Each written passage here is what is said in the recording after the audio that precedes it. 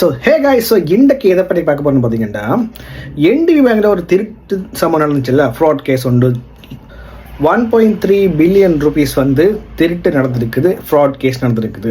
So இந்த திருட்டை பற்றி தான் இன்றைக்கி எல்லா அக்கலும் கேட்குறாங்க. அதாவது ஃபைனான்ஸ் இண்டஸ்ட்ரியில் இருக்கிறவங்க, பேங்க் இண்டஸ்ட்ரியில் இருக்கிறவங்க, ஷேர் மார்க்கெட்டில் இருக்கிறவங்க எல்லாரும், அதை மட்டும் இல்லாமல் ரோட்டில் போகிறவாருக்கு எல்லாருமே இதை பற்றி தான் கட்சிருக்காங்க.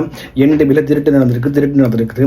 எங்கள் காசுலாம் சேஃபாக இருக்காண்டு டிபாசிட் பண்ணவங்க, ஷேர் மார்க்கெட்டில் போட்டவங்க லாஸ் வர போதுன்னு ஒரு பக்கம், எல்லாரும் இந்த என்டிபி பேங்க் பற்றிய ஃப்ராட் பேசிட்டு தான் கட்சிக்கிட்டு இருக்காங்க. பட் நான் ஒரு விஷயம் கேட்குறேன், ஒரு பேங்க் சிஸ்டத்தை பார்த்தீங்கன்னா, பேங்க் சிஸ்டத்தில் எவ்வளோ கண்ட்ரோல்ஸ் இருக்குன்னு உங்களுக்கே தெரியும். நார்மலாக வந்து இன்டர்னல் ஆடிட் டிபார்ட்மெண்ட் இருக்குது, எக்ஸ்டர்னல் ஆடிட் டிபார்ட்மெண்ட் இருக்குது, சென்ட்ரல் பேங்க்ல ஆடிட் டிபார்ட்மெண்ட் சேரும், சிஸ்டம் ஆடிட் இருக்குது, ஒவ்வொரு செக்ஷனுக்கும் கண்ட்ரோல்ஸ் இருக்குது, SOP இருக்குது. ஈவன் கேஷியரில் போய் ஒரு 50,000 டிபாசிட் வித்ட்ரா பண்ணனா கூட மேனேஜர் வந்து தான் அந்த பாஸ்வேர்டு கொடுத்து தான் அந்த வித்ட்ரா பண்ணக்கூடிய மாதிரி மினிமம் சொன்னேன், வித்ட்ரா பண்ணக்கூடிய மாதிரி சிஸ்டமேட்டிக் எல்லாம் செஞ்சுருக்காங்க.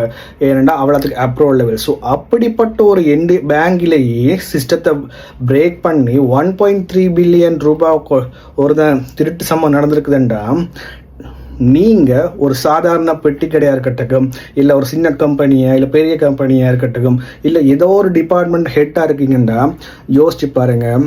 உங்களுக்கு இல்லை ஒரு ஆளோ 5 பேரோ 10 பேரோ 100 பேரோ வேலை செய்கிறாங்கன்னா கண்டிப்பாக இந்த திருட்டு சம்பவங்கள், ஃப்ராட் கேஸுகள் உங்கள் கம்பெனியில் நடந்துக்கிட்டு தான் இருக்குது.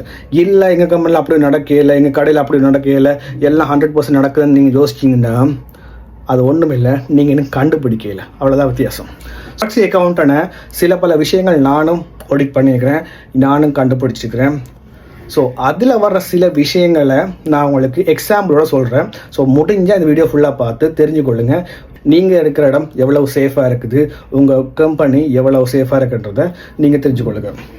ஸோ ஃபர்ஸ்ட் ஒரு பெட்டி கடை, ஒரு ரியல் லைஃப் எக்ஸாம்பிள். நான் ஒரு பார்மசிக்கு போகிறேன். பார்மசியின் ஓனர் அங்கே இல்லை, பார்மசியின் ஓனர் அப்பா தான் அந்த கடை இப்போ கேஷியர் பாயிண்டில் இருந்தார். ஸோ அந்த பார்மசியில் நான் ஒரு 12,500 ரூபாய்க்கு சாமான் வேண்டும் போது, அந்த பார்மசியில் வேலை செய்கிற பையன் என்ன செய்கிறான்டா, 12,500 ரூபாய்கிட்ட வேண்டி 5,000 ரூபாயை தனக்கு கீழே பேப்பர் கீழே வச்சுட்டு 7,500 ரூபா கொண்டு அந்த கேஷியரில் கொடுக்குறாரு. கேஷியருக்கு அப்பாட்டா கொடுக்குறாரு காசு 7,500 ரூபாண்டு. ஸோ அவங்க அப்பா, இந்த ஓனருடைய அப்பாவும் அது எதுவுமே பார்க்காம அந்த 7,500 ரூபாயை உள்ளே பாய்க்கிறாரு. 5,000 ரூபா அங்கே திருட்டு நடந்திருக்குது. இது சின்ன கடையில் இருக்கிற ஒரு ஃப்ராட் கேஸ். ஒரு மீடியம் தர கம்பெனியில் எப்படியான ஃப்ராட் கேஸ் நடக்குமெண்டா, இதுவரை நான் ஆர்டர் பண்ண கேஸில் கோஸ்ட் எம்ப்ளாயி அதாவது அட்டெண்டன்ஸை மேனிப்புலேட் பண்ணி ஃப்ராட் நடந்திருக்குது.